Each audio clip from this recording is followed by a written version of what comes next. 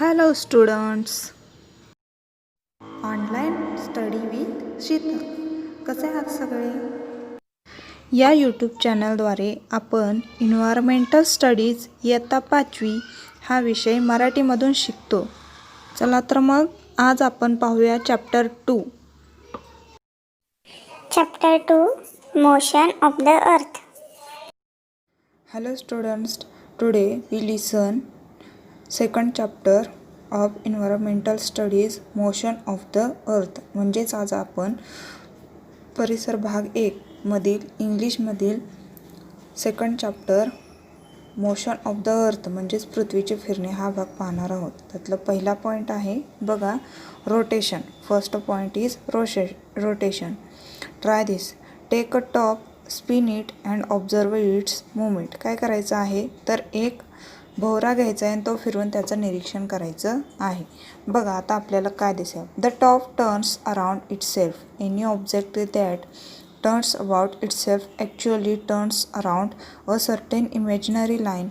The turning of an object around itself is called a rotation, and the imaginary line around which it rotates is called the axis of its rotation. बघा तर भोवरा काय करतो, स्वतःभोवती फिरतो आणि स्वतःभोवती फिरणारी कोणतीही वस्तू प्रत्यक्षात एका अदृश्य रेषेभोवती फिरत असते. वस्तूच्या स्वतःभोवती फिरण्याला काय म्हणायचं आहे, परिवलन म्हणजेच रोटेशन. तर ती वस्तू ज्या अदृश्य रेषेभोवती फिरते तिला त्या वस्तूच्या परिवलनाचा अक्ष किंवा आस म्हणतात, म्हणजेच ॲक्सिस ऑफ इट्स रोटेशन. बघा खाली भोवऱ्याचं चित्र दिलेलं आहे. नेक्स्ट बघा तर आता पृथ्वीचं रोटेशन काय आहे बघा. The earth rotation. Try this. Take a globe like the one in the picture and spin it. Note the line around which it rotates. Now take a plumb line and hold it close to the globe as shown in the picture. If you cannot get a plumb line, tie a long thread to an eraser and make one. काय करायचं आहे बघा, इथं प्रयोग करायचा आहे. एक पृथ्वीगोल घ्यायचा आहे आणि तो फिरवून पाहायचा आहे. तो कोणत्या रेषेभोवती परिवलन करतो ते पहा. आता एक ओळंबा घेऊन चित्रात दाखवल्याप्रमाणे पृथ्वीगोलाजवळ धरायचा आहे. You will see that the plumb line and the earth axis are at an angle to each other. That is, the earth axis is inclined. ओळंबा आणि पृथ्वीचा अक्ष या दोन रेषा एकमेकांशी कोन करतात हे तुमच्या लक्षात येईल. म्हणजेच पृथ्वीचा अक्ष कसा आहे, कललेला आहे, म्हणजेच इन्क्लिन्ड. इन्क्लिन्ड म्हणजे काय, कललेला आहे. नेक्स्ट बघा इथं काय दिलेलं आहे आपल्याला, ग्लोबचं चित्र दिलेलं आहे. ग्लोब म्हणजे पृथ्वीगोल. The earth rotates with its axis inclined like this. The line NS in the picture shows the earth axis. The passes through the center of the earth. The point N and S are called the poles of the earth. N is the north pole of the earth and S is the south pole. बघा तर अशा अक्ष कललेल्या स्थितीमध्येच पृथ्वी परिवलन करत असते. चित्रात पृथ्वीचा अक्ष NS या रेषेने दाखवला आहे. ही रेषा पृथ्वीच्या मध्यबिंदूतून जाते. N व S या बिंदूंना पृथ्वीचे काय म्हणतात, ध्रुव म्हणतात. म्हणजेच the points N and S are called the poles of the earth. Poles म्हणजे ध्रुव. N is the north pole of the earth and S is the south pole. N हा काय, पृथ्वीचा उत्तर ध्रुव आहे, तर S हा पृथ्वीचा दक्षिण ध्रुव आहे. If a circle were drawn around the surface of the earth exactly in between the north and south pole, it would divide the earth into two equal parts. This imaginary circle is called the equator. The two equal part it makes of the earth are called the northern hemisphere and the southern hemisphere respectively. बघा आता उत्तर आणि दक्षिण ध्रुवांच्या मध्यावर पृथ्वीच्या पृष्ठभागावर जर आपण एक वर्तुळ काढलं तर त्या पृथ्वीचे दोन समान भाग होतात. पृथ्वीवरील या काल्पनिक वर्तुळाला काय म्हणायचं आहे, इक्वेटर. इक्वेटर म्हणजे विषुववृत्त असे म्हणतात.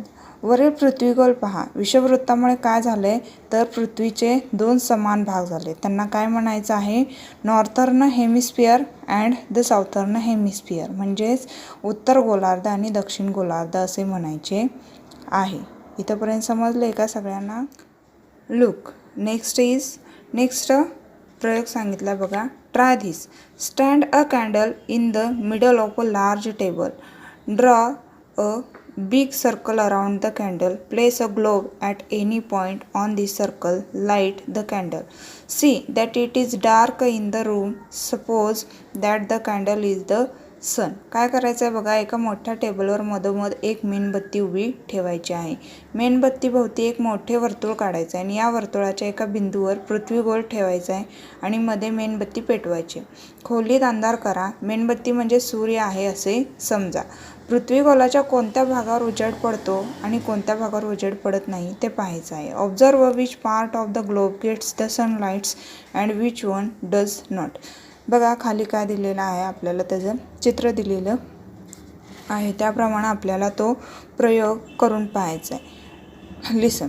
नाव looking at the globe from the direction of the north pole turns it anti clockwise. This is how the earth rotates.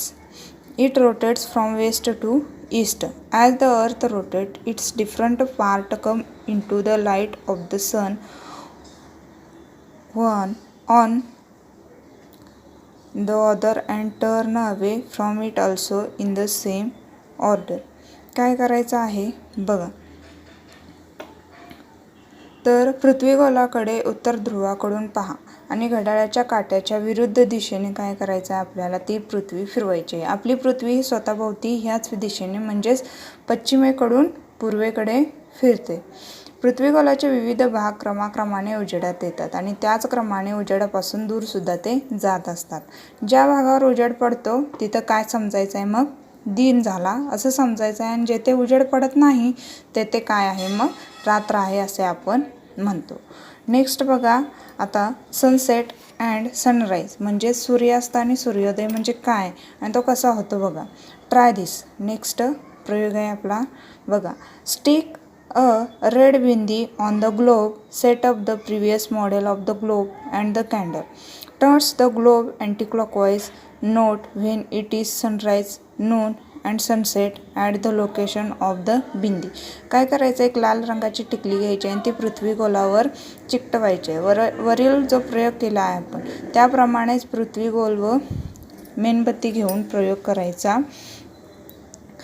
आहे. मग बघा आता पृथ्वी गोल घड्याळाच्या काट्यांच्या विरुद्ध दिशेने फिरवा. लाल टिकलीवर पृथ्वी गोलाच्या कोणत्या स्थितीत सूर्योदय, मध्यान्ह आणि सूर्यास्त होईल याचे निरीक्षण करायचे आहे. इथं दाखवलेलं आहे व चित्रामध्ये इथं टिकली लावलेली आहे आणि इकडं अंधार झाला म्हणजे इकडं रात्र आहे आणि इकडं उजेड दिसतं म्हणजे इकडं काय आहे दिन आहे. बघा next. After one sunrise, note when the next one occur at the bindi. You will see that this happens when the earth complete one rotation, that is when it make one complete turn around itself. बघा तर लाल टिकलीवर एकदा सूर्य झाल्यानंतर पुन्हा सूर्योदय केव्हा होतो ते पहा. जेव्हा पृथ्वीची स्वतःभोवतीची एक फेरी म्हणजेच एक परिवलन पूर्ण झालेले असते तेव्हा लाल टिकलीवर पुन्हा सूर्योदय येतो हे तुमच्या लक्षात येईल. This period of time that the earth takes to complete one rotation is called a day. पृथ्वीच्या एका परिवलनाच्या या कालावधीला काय म्हणायचं आहे आपण एक दिवस असं म्हणायचं आहे. A day has two parts, day time and night time. मग ह्या दिवसाचा आपण दोन भाग केलेले आहेत. एक म्हणजे डे टाईम म्हणजे दिन आणि नाईट टाईम म्हणजे रात्र. Or simply day and night. For the purpose of measuring time, we divided the whole day into 24 parts. Each of which is called an hour. आपण काय केलेत बघा तर कालमापनासाठी ह्या दिवसाच्या कालावधीचे 24 समान भाग केलेले आहेत आणि त्यातल्या एका भागाला आपण काय म्हणतो एक तास असं म्हणतो म्हणजे 1 hour असं म्हणतो. नेक्स्ट बघा नेक्स्ट पॉईंट आहे अ इयर. Try this. बघा ट्राय धिसमध्ये काय करायचं आपल्याला. Now move the globe along the circle on the globe as you do this. Keep rotation the globe and ensure that the axis does not change its orientation. Eventually the globe will come back to its original place on the circle. This is how the earth revolves around the sun even as it rotates around itself. The period of time the earth takes to complete one revolution around the sun is called 1 year. There are about 365 days and 6 hours in a year. बघा आता वर्ष कसं असतं बघा. आता आपल्याला प्रयोग सांगितला होता काय, तर पृथ्वीगोल टेबलावरील वर्तुळावरून पुढे सरकवा. असे करताना पृथ्वीचा गोल सतत फिरत ठेवा आणि अक्षाची दिशा बदलणार नाही याची सुद्धा काळजी घ्या. म्हणजेच काय बघा, तर आपण इथं हा जो वर्तुळ केलेला आहे हा वर्तुळावरनं हा पृथ्वीगोल आपल्याला फिरवायचा आहे. हा इथं फिरवतच राहायचा आहे आणि ते फिरवता ह्या वर्तुळावरून सुद्धा फिरवायचा आहे. वर्तुळावरून पुढे सरकत शेवटी पृथ्वीगोल पुन्हा सुरुवातीच्या जागी येईल. म्हणजे जिथून आपण सुरुवात केलेली आहे तिथं हा फिरून मेणबत्तीच्या गोल फिरून परत काय होणार आहे त्या ठिकाणी येणार आहे. वर्तुळावरून पुढे सरकत शेवटी पृथ्वीगोल पुन्हा सुरुवातीच्या जागी येऊन काय होणार आहे बघा, तर पृथ्वी ही स्वतःभोवती फिरत फिरत सूर्याभोवती परिभ्रमण करत असते. पृथ्वीच्या सूर्याभोवती एका परिभ्रमणाला जो कालावधी लागतो त्याला काय म्हणतात, वर्ष, इयर असं म्हणतात. एका वर्षात सुमारे किती बघा, तर 365 दिवस आणि 6 तास असतात.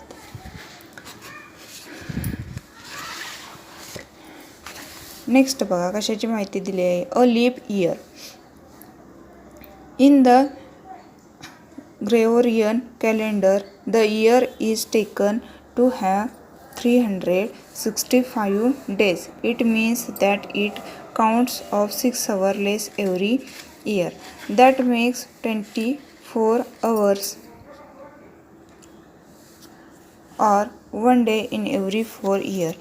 To make up for this lost 1 day, the month of February in the Gregorian calendar has an extra day every 4th year.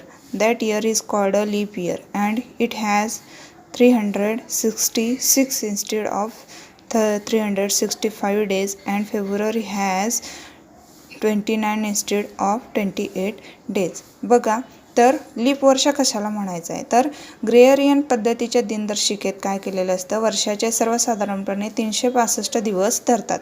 याचा अर्थ असा की प्रत्येक वर्षात 6 तास कमी धरले जातात. म्हणजे 4 वर्षात 24 तास किंवा एक पूर्ण दिवस कमी धरला जातो.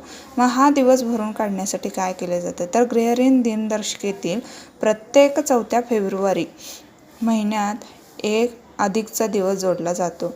त्यावर्षी फेब्रुवारी महिना हा 28 ऐवजी 29 दिवसांचा असतो आणि ते वर्ष 365 ऐवजी 366 दिवसांचे असते. या वर्षाला आपण काय म्हणायचं आहे, लीप इयर, लीप वर्ष असे म्हणायचे आहे. आता डू यू नो मध्ये काय माहिती दिलेली आहे ते वाचूया आपण. बघा, you know that the length of day and night is not always equal. This happens because of the earth included axis and its revolution around the sun. बघा, तर पृथ्वीवर दिन व रात्रीचा कालावधी सारखा नसतो. हे आपण मागील इयत्तेत पाहिलेले आहे. पृथ्वीचा हास कसा आहे, कललेला असल्यामुळे व पृथ्वीच्या परिभ्रमणामुळे हा फरक होतो. बघा, तर in the northern hemisphere between 22 March and 23 September the days are longer than the night. Therefore it is warmer there. That is, it is summer in the northern hemisphere. However, during this same period in the southern hemisphere, the night are longer than the day. The earth gets less heat in these parts and therefore it is winter in the southern hemisphere. बघा, तर 22 मार्च ते 23 September या काळात उत्तर गोलार्धात दिनमान जास्त असते, म्हणजे दिन मोठा असतो. त्यामुळे तेथे उष्णता काय असते, जास्त असते. म्हणून या काळात उत्तर गोलार्धात उन्हाळा असतो. याच काळात दक्षिण गोलार्धात मात्र रात्रमान जास्त असते, म्हणजेच रात्र मोठी असते. त्यामुळे या भागात उष्णता कमी प्रमाणात मिळते. त्यामुळे दक्षिण गोलार्धात काय असतो, हिवाळा असतो, winter in the Southern hemisphere. In the period from 23 September to 22 March the day are longer than the night in the southern hemisphere. It gets more heat and it is summer there. In this period in the northern hemisphere it is the night that are longer. The northern hemisphere get less heat and it is winter there. बघा, तर 23 September ते 22 मार्च या काळात दक्षिण गोलार्धात दिनमान जास्त असते, त्यामुळे तेथे उष्णता जास्त मिळते. म्हणून ह्या काळात दक्षिण गोलार्धात उन्हाळा काय असतो, जास्त असतो. याच काळात उत्तर गोलार्धात मात्र रात्रमान जास्त असते, त्यामुळे या भागात उष्णता कमी प्रमाणात मिळते. परिणामी काय तर उत्तर गोलार्धामध्ये हिवाळा असतो. Note that there may be difference in this dates due to the leap year. In India, summer, the rainy season, and winter are considered to be the main season. We also divided the year into 6 seasons, namely Vasant, Grishma, Varsha, Sharad, Hemant and Shishir. बघा, तर आपण काय करतो तर वरील तारखांमध्ये leaf वर्षामुळे फरक पडू शकतो, याची नोंद घ्यायची आहे. भारतात प्रामुख्याने उन्हाळा, पावसाळा व हिवाळे हे मुख्य ऋतू आपण मानतो. तसेच आपण वर्षभरात वसंत, ग्रीष्म, वर्षा, शरद, हेमंत आणि शिशिर असे हे ऋतू मानतो. बघा next, this cycle of 6 season is called the rituchakra. Many of our festivals are connected with this season. Many of our songs and games are also related to the difference. बघा, तर काय आहे की असे 6 ऋतूंचेही चक्र असते. आपल्या देशात ऋतुमानाशी निगडीत सण व उत्सव साजरे केले जातात. तसेच विविध गाणी म्हटली जातात आणि खेळही खेळले जातात. आता नेक्स्ट आपल्याला बघायचं आहे फेसेस ऑफ द मून, म्हणजे चंद्राच्या कला. Can you tell? Question 1. What is the name given to the changing shape of the moon that we see? बघा, तर आपल्याला दिसणाऱ्या चंद्राच्या प्रकाशित भागांना काय म्हणतात, ह्याचं उत्तर सांगायचं आहे. बघा तुम्ही. नेक्स्ट क्वेश्चन आहे what are the name of the days on which we see round moon and on which we see no moon at all. पौर्णिमेला चंद्र कसा दिसतो आणि अमावस्येला चंद्र कसा दिसतो हे सांगायचं आहे. जी उत्तरं तुम्ही सांगायची आहेत बघा, विचार करा आणि सांगा. नेक्स्ट पुढचं आपण बघूया. तर the full moon and the new moon, पौर्णिमा आणि अमावस्या. The moon revolves around the earth and the earth revolves around the sun. However this 2 orbits intersect. Hence, the sun and the moon and the earth are not always along a straight line. बघा, चंद्र पृथ्वीभोवती परिभ्रमण करतो आणि पृथ्वी सूर्याभोवती परिभ्रमण करते, परंतु या 2 भ्रमण कक्षा एकमेकांना छेदतात. म्हणून सूर्य, चंद्र आणि पृथ्वी हे एका सरळ रेषेत नेहमी असतात असे नाही. We see half of the moon surface which face the earth, that is from the earth we see only 1 side of the moon. आपल्याला चंद्राच्या भागाचा पृथ्वीकडील अर्धा भाग दिसतो, म्हणजेच पृथ्वीवरून आपल्याला चंद्राची नेहमी एकच बाजू दिसत असते. The moon has no light of its own. We can see the moon because of the sun's light that falls on it. On a full moon night, we see the entire side of the moon that faces the earth. On a new moon night, we cannot see any of it. बघा, तर चंद्र काय स्वयंप्रकाशित नाही आहे, कारण तो काय आहे, एक ग्रह आहे. त्यामुळं चंद्र काय आहे, स्वयंप्रकाशित नाही. मग सूर्याचा प्रकाश चंद्रावर पडल्यामुळे तो आपल्याला पृथ्वीवरून दिसतो. मग पौर्णिमेच्या रात्री आपल्याला चंद्राचा पृथ्वीकडील पूर्ण भाग दिसतो. अमावस्येच्या रात्री काय होतं, चंद्राचा कुठलाच भाग आपल्याला दिसत नाही. From the full moon to the new moon, the illuminated part of the moon seen from the earth becomes smaller and smaller. From new moon to full moon, it again grows bigger and bigger. These different shape of moon that we see are called the faces of moon. बघा, मग काय तर पौर्णिमेपासून अमावस्येपर्यंत चंद्राच्या पृथ्वीवरून दिसणारा प्रकाशित भाग काय होतो तर कमी कमी होत जातो. तर अमावस्यापासून पौर्णिमेपर्यंत तो पुन्हा वाढत वाढत जातो. यालाच आपण काय म्हणायचं आहे, फेसेस ऑफ द मून, म्हणजे चंद्राच्या कला असं म्हणायचं आहे. तर नेक्स्ट बघा, लुनार मंथ अँड डेज हे काय आहे तर ते बघायचं आहे. लुनार मंथ्स म्हणजे चांद्रमास आणि तिथी, ह्या गोष्टी काय आहेत ह्यांची माहिती घ्यायची आहे. You know that it takes 40 or 50 days from the new moon to full moon. This is the fortnight of the waxing moon. After the full moon, the moon appears smaller and smaller, and after 40-50 days, it is new moon again. बघा काय होतं तर अमावस्येपासून पौर्णिमेपर्यंतच्या 15 दिवसांच्या कला तुम्ही पाहिल्या आहेत. आता अमावस्येपासून पौर्णिमेच्या स्थितीत येण्यास चंद्राला 14 किंवा 15 दिवस लागतात. या पंधरवड्याला काय म्हणायचं आहे, शुक्ल पक्ष म्हणतात, म्हणजेच वॅक्सिंग म्हणजे शुक्ल पक्ष. त्यानंतर बघा after the full moon the moon appear smaller and after 40-50 days it is new moon again. The period is the fourth of the waning moon. पौर्णिमेनंतर चंद्राच्या पृथ्वीकडील प्रकाशित भाग काय होतो, कमी होऊ लागतो आणि 14-15 दिवसांनी पुन्हा अमावस्या येते. या पंधरवड्याला काय म्हणायचं आहे, कृष्ण पक्ष म्हणजेच वेनिंग म्हणायचं आहे. Thus the period from one new moon to the next is of 28-30 days. It is called the lunar month. Every day of the lunar month is called a तिथी. बघा तर अशा प्रकारे एका अमावस्येपासून पुढच्या अमावस्येचा काळ सुमारे 28 ते 30 दिवसांचा असतो. या काळाला काय म्हणायचं आहे, चांद्रमास म्हणतात आणि चांद्रमासातील प्रत्येक दिवसाला तिथी असे म्हणतात. बघा आता खाली काय केलेलं आहे, आपल्याला चंद्राच्या कला सगळ्या दिलेल्या आहेत. फेसेस ऑफ द मून त्यांचं व्यवस्थित निरीक्षण करायचं आहे. इथं बघा खाली काय दिलेलं आहे, the new moon 50 days the full moon. बरोबर काय, द वॅक्सिंग मून म्हणजे शुक्ल पक्ष. नेक्स्ट बघा the full moon 50 days the new moon बरोबर द वेनिंग मून म्हणजेच काय, कृष्ण पक्ष आहे. The fourth night of the waxing moon plus the fourth night of waning moon is equal to a lunar month.